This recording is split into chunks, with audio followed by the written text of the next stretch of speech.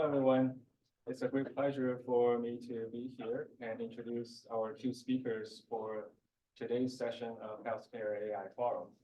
And today we're going to have Farrukh Khan, who is the founder and CEO of Inference Analytics. And before establishing Inference Analytics, Farrukh Khan was VP and General Manager at IBM, leading the big data team. And prior to IBM, he was VP of Product at III, and earlier a Senior Product Leader at Informatica Corp in Silicon Valley. And he's also co-founder and product leader at Strategy.com on the East Coast. And Farrukh holds an MBA from the Kellogg School of Management at Northwestern University and a bachelor degree in EE and physics from Columbia University.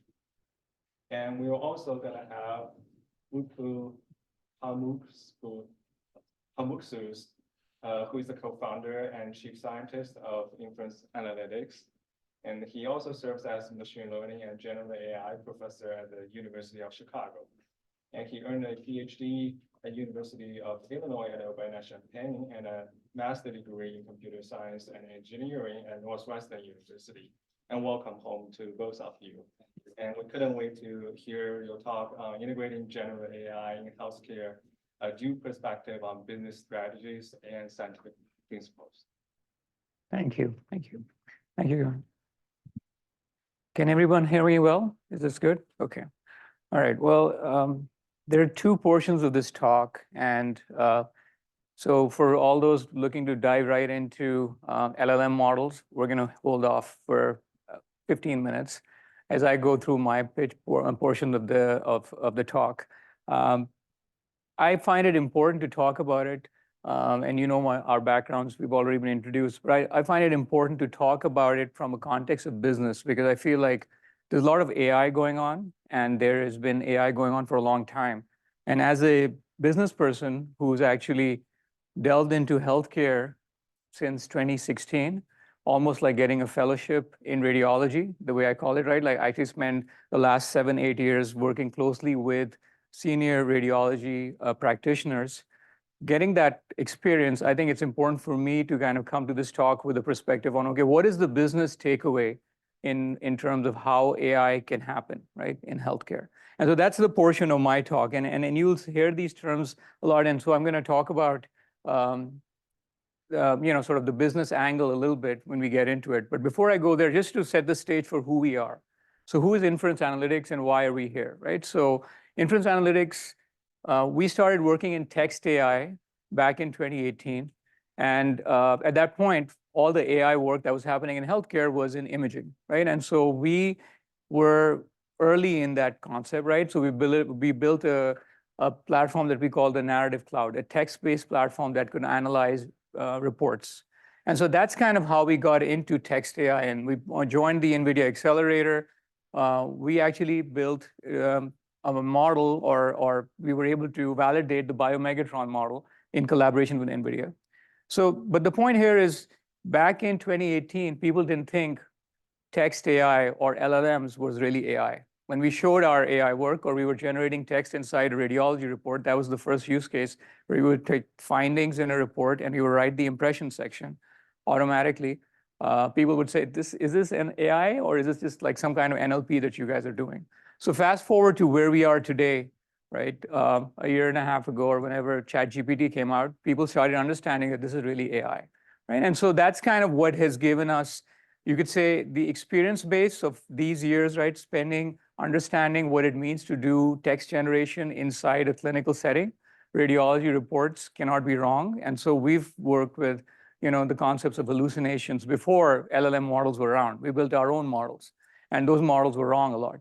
But we learned from that, right? And so we improved. And so that's kind of the experience base that we bring to this conversation and this meeting, is that, we've been in this space for a while. We're using that experience to advance our use cases. And now we landed with some serious interest from hospital systems. So we have our first large implementation going on in a large system here in Chicago. And that is using the same learning that we've gained. So anyway, that's kind of a little bit of history of who we are, right? So why are we talking about AI, and what's our experience base? Now, I'm going to use just one business slide that talks about business, in terms of numbers, and then we'll get into the other side of business, which is not going to talk about any financial sort of returns.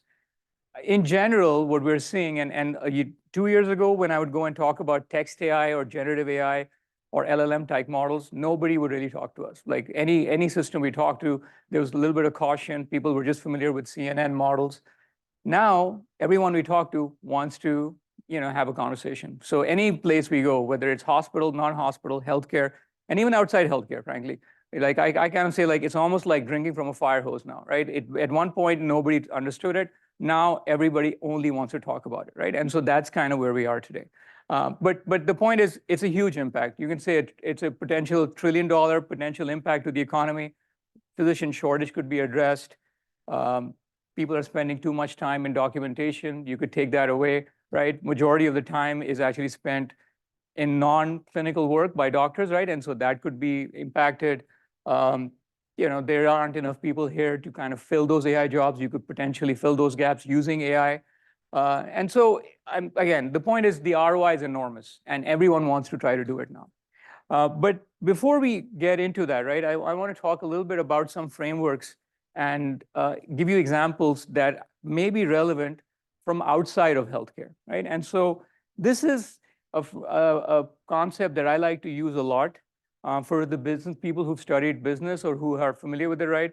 Like crossing the chasm, Jeffrey Moore's sort of like, I guess, construct is something that is being applied a lot in technology product launches, right? And so this is something I personally hold near and dear to my heart, because one of the most successful tech companies I was part of was outside of the ones that we mentioned, Informatica, MicroStrategy. There was a company called Netezza, and Netezza built this concept of an analytic data warehouse. And it wasn't just the technology, it was also the packaging of the technology. And it was almost equal. It was like 50-50, right? You could say the technology was enormous or was significant, but the way it was positioned, and that's why, the way people used to define it was the whole idea of the whole product, right? And so for us, it's important to understand that there is a way technology evolution happens. And as you start in this wave, right, where people are techies innovating, building initial ideas, you get to a point where beyond the early adopters, there's a chasm. And that chasm needs to be crossed, right? And if you don't cross that chasm, the ideas will just stay ideas. And I'll talk a little bit about this in terms of AI, but that's very important, right? And what it means to cross that chasm, you have to have the whole product to do it, right? And so what is the whole product? So there is a concept, and again, I want to use these in our discussion because for people who are building AI or interested in AI, I kind of feel like this point is missed. And I'm around AI people all day, right? I mean, and especially like in radiology, I work with them in a very close way. And I can tell you, very few, a handful of them truly get to this, right? They're all just focused on what I would call this centerpiece, right? This bullseye, which is the core model. So there's a core model that gets built. How do you then add the features, the integration to it to make it usable? And then how do you then expand outside it? And expansion doesn't just mean the technical expansion. It's the business expansion. It's about the POCs, the demos that need to happen, the pricing. How do you package all of that together to create a real solution? So we'll walk away from healthcare for just a minute. So I want to give it from context of another industry, right? So this is the electric car, right? So what was the electric car model, right? So the first electric car, 1888, Flocken Electrowagen was created, right? That's what it was called. That's what it was exactly. In 1907, Detroit Electric kind of produced a version that was trying to be, be sold to the masses. I call it sort of the innovator's early phase. There wasn't even enough electricity to charge these cars. Most of the cities did not have electricity at that time, right? So you had major issues, and I'm not going to get into why it didn't take off. But the point is, the ICE, the internal combustion engine, came in and kind of took the markets, right? And so that's kind of what happened. Until 2008, we had the Tesla Roadster. Now, the Tesla Roadster had not crossed that chasm.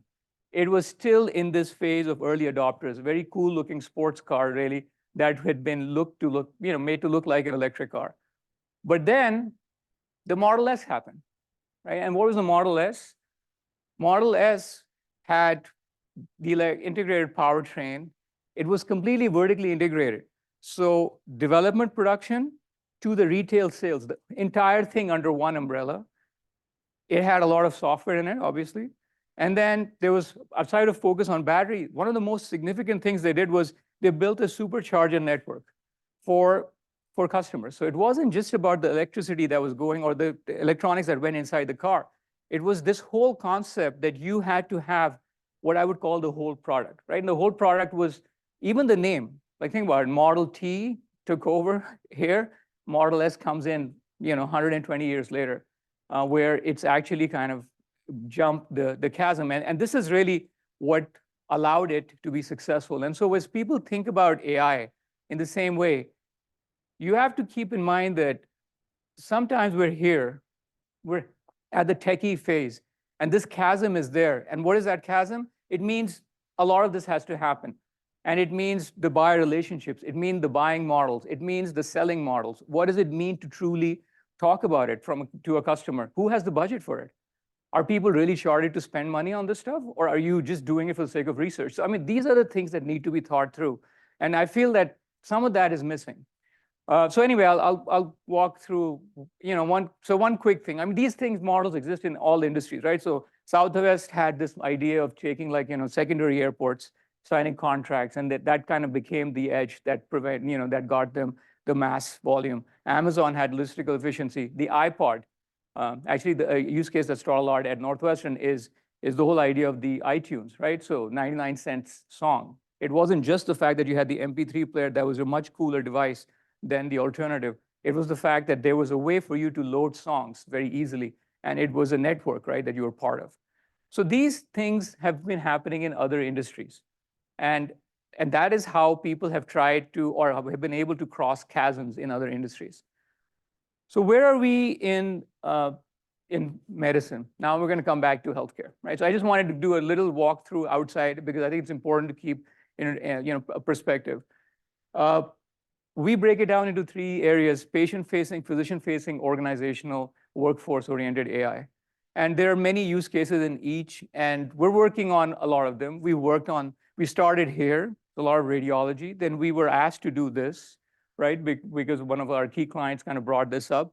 And now we're also being asked to look into workforce. So the use cases, and we could spend all day, and I can tell you that, if there are doctors in the room, they would come up with a use case I never thought about, because I'm sure every single aspect of what clinicians do can be basically made better or faster, right, using AI. You talk about like MDM in ER medicine, guidelines, insertion, all kinds of use cases that could be impacted. But the important thing here is, while there are many use cases, where has AI been in healthcare? So 77% of all AI models that were approved by the FDA were in radiology, right? That's where it is. The gold rush has happened in radiology, right? So almost like 531 devices, they said, right? And this is 2023's number, right? That's where they are. It's all been radiology. That's where it all started. And there are some cardiovascular devices. There's some neurology, hematology, but 77% is in radiology. So the fact that we've been in radiology helps us understand what has happened. We know a lot of the companies that are playing this. So the question I ask is, how many of these have crossed the chasm, right? They may have built the models, but how many of these have crossed the chasm, right? And so when you look at the industry, right? So the use cases that we hear about, the breast cancer screening, tumor classification, automated lesion detection, lung cancer screening, these are some of them. But as a business person who, again, only got exposed to this in 2016, started really understanding what radiologists do on a day-to-day basis, I can tell you that a lot of these are models. They're AI, they're algorithms. And so while the algorithm using usually what was done at that point, like CNN-type models, allows you to identify certain image features from MRIs, CT scans, X-rays, and ultrasounds, that's what these models do. All they are in terms of the whole product concept is the algorithm. Most of them are missing the rest of the whole product. There is no integration or limited integration. There is no linkage to buying cycles, to truly understanding who is the budget, is there a real sponsor, or is it being done for research, right? And And then there is no linkage to what I would call organizational alignment. Are they selling to a group? Are you really selling to the organization? And the organization has to accept it that way. And so that's kind of what I've noticed, right? As somebody who's been part of radiology, we've been at RSNA for 6 years. We talk about it, we're mentioned in it, people know about us. But the point is, this is what I'm observing. And outside of maybe one company that I can think of, I don't think anybody has really built the whole product. Usually you have very smart, brilliant researchers building an AI algorithm. That's important, but it is basically okay, sorry, did I advance too much? Yeah, so anyway, so our technology and what we've done, and this is what we're building. So our approach is to think about the whole product the whole way through, right? And so we as a company would say that the bullseye for us in that whole product concept, right? The core is what we call the orchestration layer. If you're going to do AI or LLM-based kind of systems, the first question people ask is, what are you producing? Is the result acceptable? Is it going to hallucinate? Is it factually checked? Is it, is it something that can be used in the healthcare setting? So that's where our focus is, right? HIPAA compliant and being able to take unstructured, structured data, fact checking the responses, firewalls to make sure you don't overwhelm the system. That's kind of our bullseye, our centerpiece of the company. And then we have the application layer. We have the large language model layer that works with it. So these are different components. I still call it technical, right? So this is still technical integration. But the point is, as a person who's understanding the how to do AI from a whole product perspective, I look at all of that as just core. This is the core. The actual product is the touch points. The fact that are there POCs happening? Are people aware of it? Is there branding around it? And finally, how are we connecting ourselves into the buying models? Because if you don't have, I'm not a researcher, I'm not a PhD, right? We have PhDs who work on it for us, but the point is, we're not trying to build or write a new paper on this. We're trying to create a business, and we're not even trying to just get VC investment. We're actually trying to build a product that solves a problem that people pay for and they have a budget for. And it's as simple as that, right? And so for us, this is where it comes together, right? And now, as we're getting more into it, how do you create the full augmented product, which means that how do you upsell? So now what we're seeing is and it's sort of organic, but as we've deployed it, as we started here, and we've been able to sell an AI contract, it's not just it's a pure AI contract to this large institution.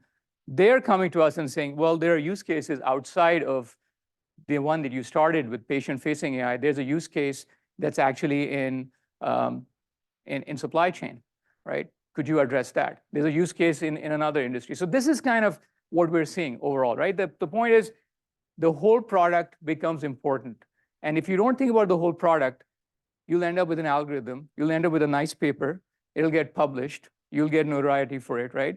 But it will not be impactful. So I just want to, my last slide before I let you guys, we can get a little geeky because we'll have Utku kind of talk really about, what is it that we're doing under the covers and what our science is. But the important takeaway, because this is not meant to be a sales presentation for us, it's purely like, we're here in an academic institution, we have Northwestern affiliations ourselves, but purely from an academic perspective of understanding what it takes to take AI to market. Important that the thing that I've observed is that a lot of doctors, one, are turning into model builders, right? So this is the observation I have, right? Again, I'm working with doctors a lot, and I see somebody writing some prompt, right? And that prompt is generating some result. And so the question is that the right thing for the doctors to be doing, right? Because I don't think that's the right thing, right? I think doctors need to think very carefully that if you're only going to solve the core algorithm or build that core algorithm, who's going to think about the rest of the whole product? So that's important. Don't just do it for the sake of writing a paper. If that's the purpose, that's fine.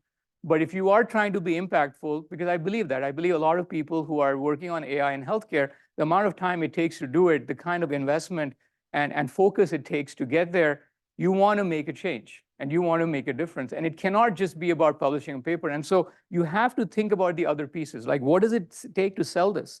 And what does it mean to sell, right? Sometimes it may be something, way more simplistic than you may be used to. And the budget holder may not even understand your work, right? And so how do you get into that? I mean, I have a very good example of a person who is probably the smartest clinician I know, happens to be the number 2 or 3 clinician in this academic center, knows us, worked with us, told me about a use case that this is it, Farrukh, this is going to solve this problem. We have this pending need. You guys are going to do it for us. We have this amazing conversation. I show up the next day and I'm following up and I say, oh, Farrukh, guess what? The budget we had, it already got used by somebody else. And this is the reality, right, of where we are, right? Like there are academicians who are understanding the problem, but they are disconnected from the buying process and the purchasing process. And if you don't make those connections and that organizational connection, then people like us have to find other ways to get in, right? And so it's important that and I know doctors tell me all the time, because one of the use cases they bring up is revenue cycle, solve revenue cycle, right? The most obvious use case, right? I mean, and I tell people revenue cycle is not a technology problem. At this point, it's not a technology problem, right? It is an organizational problem, because it's the most obvious thing that why would you have manual coding going on when you can take that and automate it? So the reason it's not happening is because of organizational things, right? It's like somebody whose job is to write those codes, how incented are they to truly replace themselves, right? And so it's not a technology problem. But the point is, as AI people, you got to think about these areas, right? Because if you don't, then your model will just end up being an algorithm. And so final word from me is, don't build the electro wagon, right? It's fine. It's good to build it. You feel good about it. It's a nice demo, right? Build the Model S, right? The Model S has all of those other features, and it has the entire product kind of baked in. So I'll come back for questions later, but I'm going to let Utku continue from here in terms of talking about some of the science behind it.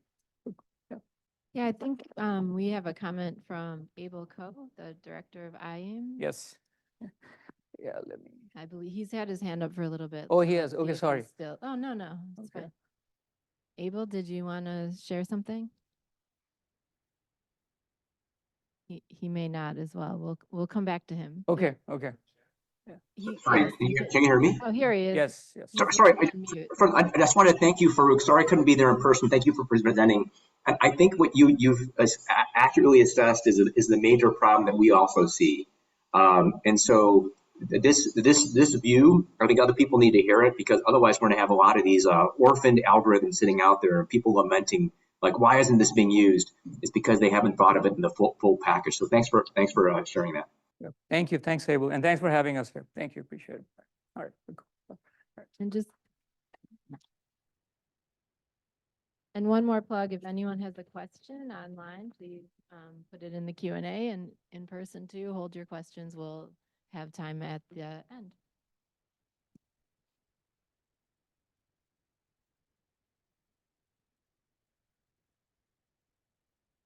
Hello, everyone. Very happy to be here.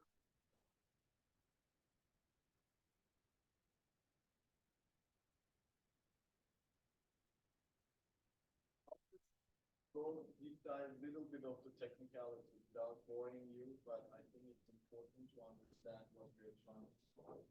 And I will go a little bit back in the history, why we are in here, why we are doing research, and we are operating an important business here. So, for the microphone, could you stand a little closer? you want to just take? Oh, okay, I'll just stay here. Or you can hold it. I can hold.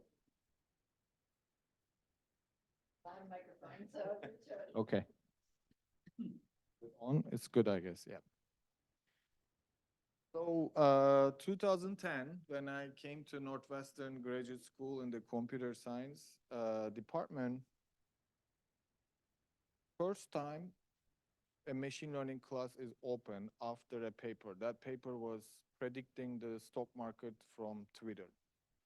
Everyone was like, how it's possible? Like, Twitter is predicting the stock market? What is happening here? I read the paper. I was the third year PhD student. Then, since then, I went to my advisor. I said, I want to work on this, because there was nothing in AI research at that time. I don't know what it is, but but it seems very intriguing. So the major difference was the first time we were capable of analyzing unstructured data text. And then computer vision, then we were predicting something, understanding those high dimensional data. And since then, 2010, my entire effort, both academic. Oh, this is not working.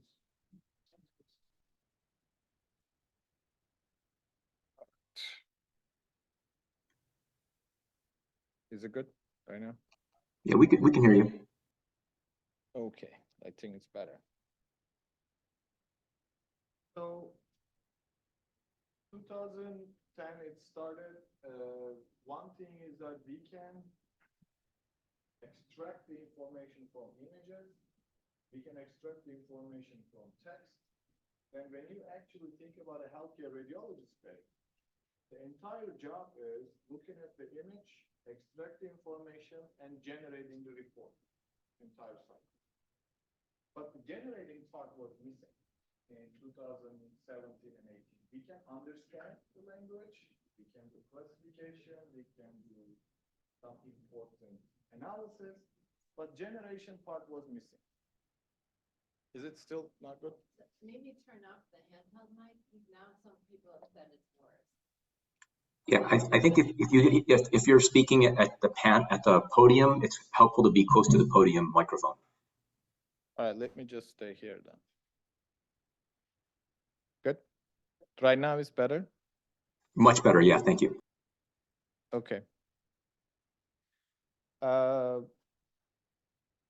Then the generative part comes into the game. Like we can do a lot of machine learning and AI to extract the information, classify the information, make recommendations, but generation was not there up until 2018. In 2018, we figured out a way how we can actually create a global healthcare understanding for the AI models, meaning that the people are saying natural language processing, but medical language is different. Medical language processing needs to be understood. So what we have done is we basically collected all the PubMed documents. We were collaborating with U Chicago Medicine, and then we trained our own language understanding narrative cloud. But it was not enough. We need more to fully understand and the reasoning. And when you think widely, and I'm going to ask you this question, if you want to read everything on the web today, how would we do it? Every single available document on internet, and you want to read it. First, we need time. We don't have time. We have to have a memory to remember everything we read. We don't have the memory as a human. And the structure, we need to categorize them in the memory to be able to remember, oh, this is a politics paper, this is a sport paper, this is a healthcare paper. But the biggest innovation is with the GPUs and the current computational technology, we can read all these information, put in the memory, and structure it. This is where it does better than our capabilities as humans. Why? Because if a person wants to read all the information on web, which is almost 6 billion pages, if we spend 52 seconds for each page, it's going to correspond to 5 billion hours. If we just work 8 hours a day, 5 days in a week, and then it's going to correspond to 255,000 human years. So it's not possible. We cannot ingest everything on the web. But with the computational resources, a foundational model can do it in a few months, meaning that can ingest all these documents in a parallel fashion and then create a semantic understanding around it so it can solve the problems. So do you think by just showing you what we have in the generative AI technology is better than human? It's not, because our brain has 100 billion neurons. And the average models today, foundation models, GPT, for example, GPT-4, GPT 3.5, or Turbo, it's around 100 billion as well. But those are the connections in the neurons. They are not even close to what we can do, because we also have other senses, visual senses, smelling, touching. We don't do any of those. We just work on the reading part and the text part. So let's identify a couple of things which is important. So when we start learning, reading, and understanding, then OpenAI, Facebook, Llama, we do it with the Chicago Medicine as well.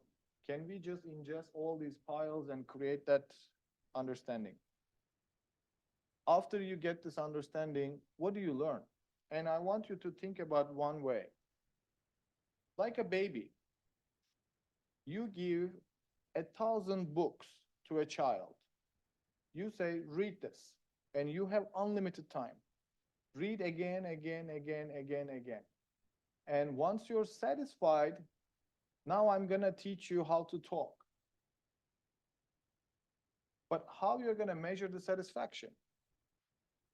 So that's why these are not requiring any labels. In healthcare, we have an annotation problem. That's why we are not tapping the exact value of our data, because data is not labeled or annotated. But with generative AI, we don't need labels. We just need to read and then play some games. Like, I will mask a word. Can I actually predict that word? I will just read a sentence. Can I predict what's gonna come out next? And when you play those games, when you actually achieve a good performance, then you say, look, I read everything, I'm ready to talk. Then instruction happens. So GPT is reading all these books. ChatGPT is instructed version of it. Now I can talk. I know where to say, in what situations. I shouldn't be using these words. Parents are instructing the child. That's where we are with the ChatGPT. But when I say foundation model, it's the output of reading those thousands of books as a child without actually solving a problem. So now let's solve the problems. First, I'm testing. Did I learn enough from those 1,000 books? Can I predict what's gonna come next? For example, if I ask you what happens in Vegas, what would you say? Right? We complete the sentence. Why? Because we saw it many times and our brain automatically recognizes it. Similar way that the LLM and foundation model generative AI works. When I say the perfect start to my day is a bagel with cream cheese, it can just sequentially come, but there is no one right answer. My perfect day could start with watching a soccer game. I don't know, I'm just making this up. But now we have a dilemma. Dilemma is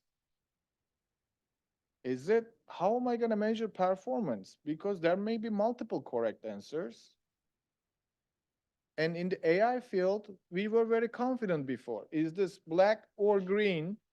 If it's green while it's black, oops, it's incorrect. Precision, recall, accuracy, all metrics we can quantify. In here, it's preference-based. Now, we need to change our performance or operationalization perspective as well. And what we need to do and how we are going to streamline all of these learnings into our workflows in healthcare. Now, we read all those books. We ingested all the medical language, natural language. Now we created that foundational knowledge. Now I can actually respond your questions from the parts that I read. I can summarize you some topic when you give me enough context. I can even do code generation, for example, SNOMED codes and the others. I can instruct it in a way that to solve your daily problems from one centralized place. So this is important. One foundational model and multiple solution providers around it, which is different than typical AI perspective. In AI, we do mutually exclusive models. This is the anomaly detection model for us. This is a classification model for this. This is this. These are all separate. But with generative AI, from one centralized hub, you can instruct these skill sets to this hub or the foundation model, which can operate in harmony from the same place. This is the major difference and the convenience for the users, end users, academicians, or practitioners. But what happens if you teach a lot of things? Like that child read that book, 1,000 books. Now we are teaching child how to speak, where to go, what to not to say. But when you teach more and more to this child, her brain is growing because new skill sets are coming. And when it grows, in reality, it comes to us with a cost. The size of these models are going bigger and bigger. The size of these models are getting bigger and bigger, right? And it's gonna be costly for us. It's gonna require a lot of memory, GPUs, CPUs. And then the real game changer as the decision maker is, do we really need to do all these? I want to be able to operate in a cheap software without paying too much cloud costs and get fast responses. Then what is the best size of t-shirt for my institution? If I go with this, I'm perfect, I'm capable, but it may not be the most convenient or optimal for your institution.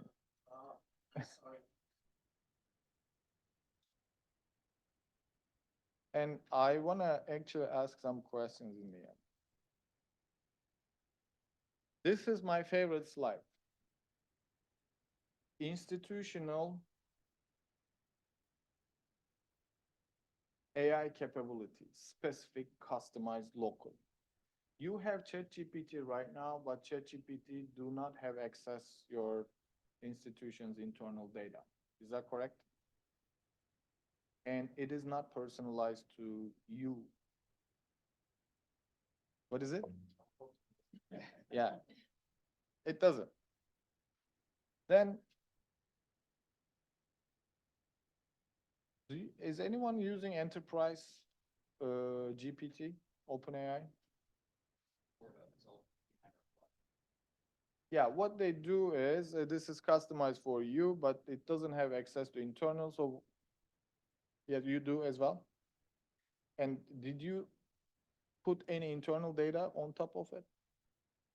Or is it just answering the global questions? We can put internal data be identified on the bottom. On that OpenAI model?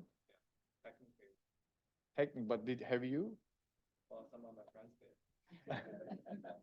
Okay, let's discuss. Great, we have that access. By the way, what they provide is instructed GPT version to enterprise version, works similar to ChatGPT, answers global questions, unless we don't put our internal data on it. How we are gonna put internal data on it? This is the complexity and cost diagram. I think this is the biggest value for us, for everyone. If we can achieve that internal knowledge capability to a foundation model, that's the big win. But how we are gonna do it? The first thing, prompt engineering. Like you tell, hey, if I ask you questions about this and answer like this, 1, 2 samples, it's going to learn. But it's never functional because it doesn't have access to your internal data. Today, the most important application is the RAGs, retrieval augmented generation, meaning that I have my internal data, you have your knowledge, Just go find the pieces that I'm asking to you and generate the response by using your knowledge. But don't integrate them, don't marry them. I actually like to use this analogy. Still the child example. Child read 1,000 books, various kinds. Then we did teacher to talk, to behave, and etc. Now the father brings 3 very complex political books to this child. When this child read these 3 political books, do you think is she or he gonna be able to ingest what's in the political books? What do you think?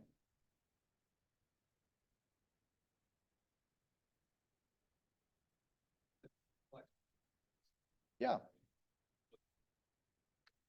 Simple. Yeah, like, or how can I say, you give a signal processing book to a child which has not seen anything like that before. So is it smart to merge it?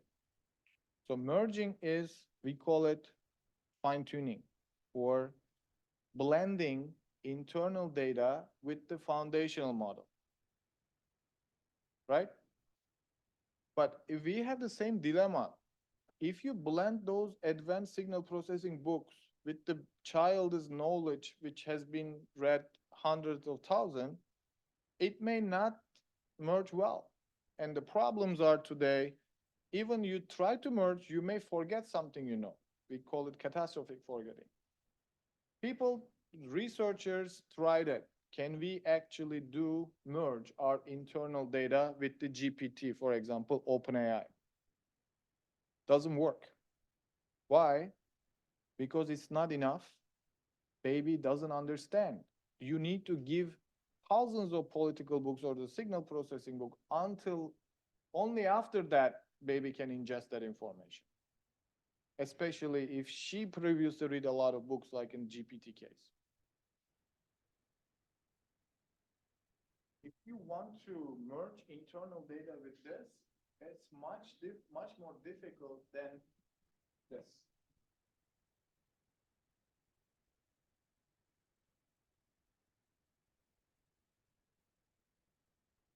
So what is the research? Other than RAG, we do continued training on domain-specific data, continual pre-training. You have the internal hospital data, we have the foundation model, we need to marry them somehow, scientifically. But we know that it doesn't go very well with the experimentation. But now what we learned is, it works actually pretty well, almost as good as the RAG, if you have a smaller model. The biggest mistake the researchers and institution has done, they're trying to merge on that. That was the OpenAI GPT-4. So now for the internal data, 95% of the institutions who invested in this generative AI field using the retrieval augmented generation. Why? It is very straightforward. You don't ask baby to learn those political books. Said, you keep what you know. Here are the books. Just go over them and create some index in your mind. You don't have to understand what's going on. If I ask you a political question, just go that 3 books, find where you highlighted, take that part, use your own knowledge and generate the answer. Don't incorporate that political knowledge into your brain. Just keep it separate. That's what the RAG is. But if you have internal data more than 10 gigabytes, meaning that 3 books is fine, but if you give me 500,000 books, I can't do it. It's too much work for me to figure out what you're asking, how am I gonna spot that piece and generate the response. Then at that time, you may need to try marrying. So 10 gigabyte, 12 gigabyte, to me, is a good number to start thinking about fine-tuning or continuous pre-training. And if you have enough data, terabytes of data, You can pre-train your own foundational model like Bloomberg GPT and etc.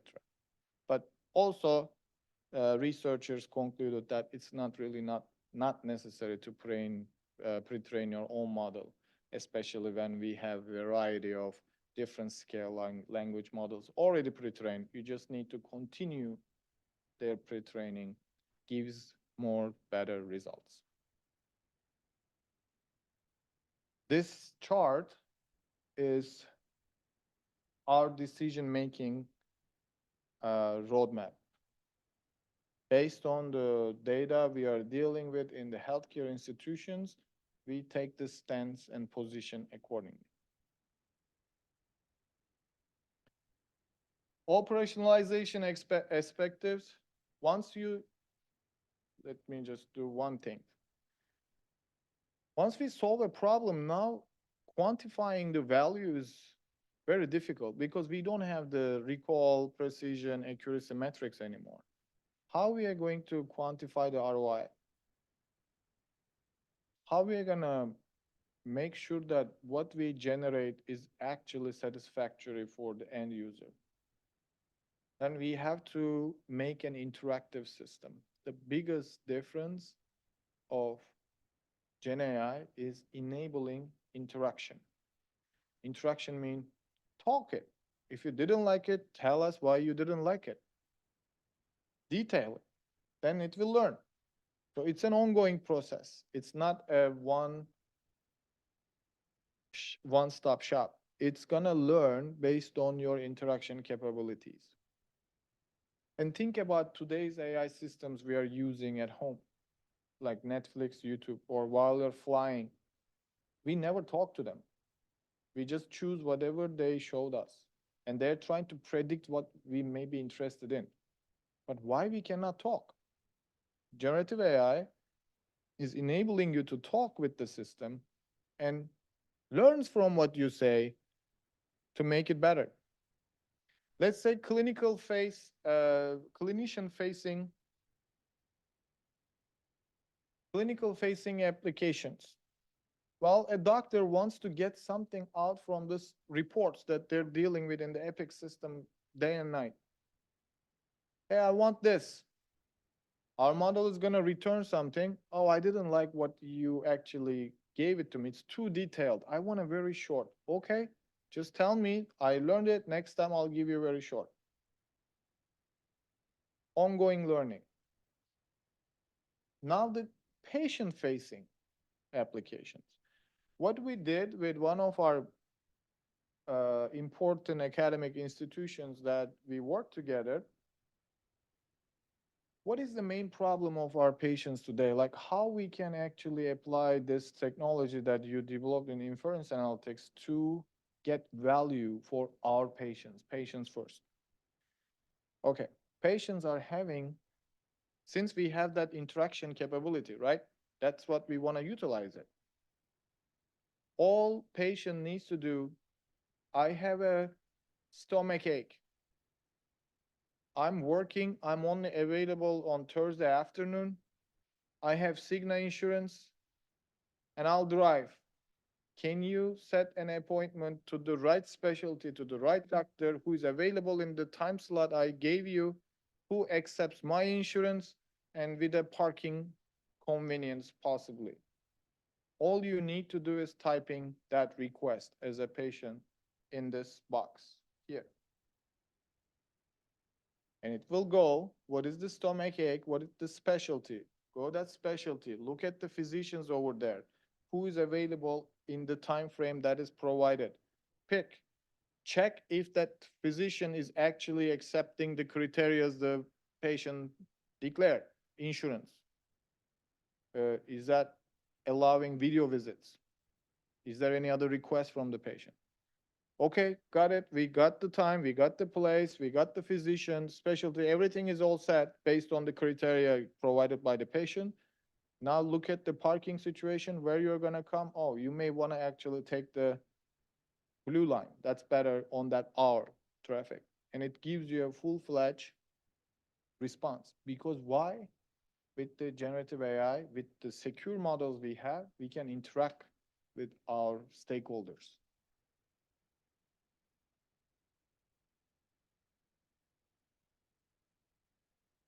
Now, question, I think how much time we have? 5? Okay, 9 minutes. I like to ask question first to myself.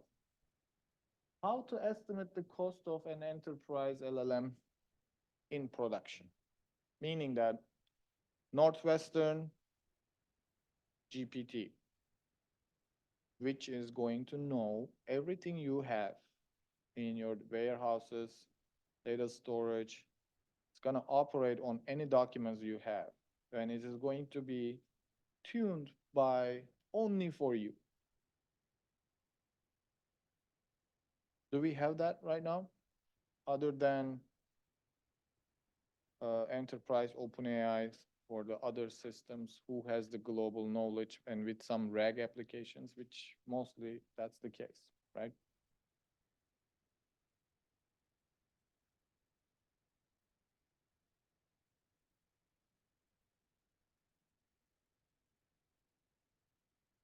Huh?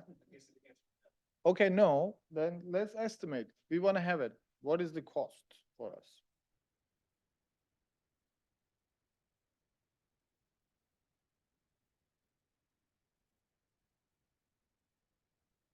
Let's say we have total 1 terabyte of internal data.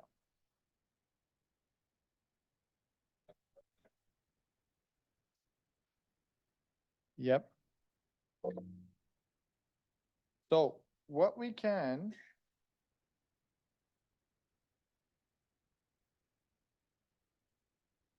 do RAG, right? And it's cheap. It's not that costly. But it's not going to be Northwestern GPT. We're going to use Llama or GPT to use with our internal documents. We are not going to marry them. It's just going to answer the questions when I ask and generate the response through that foundation model. This is the lightest or fastest way to achieve the goal. And 95% of the institutions are working that way.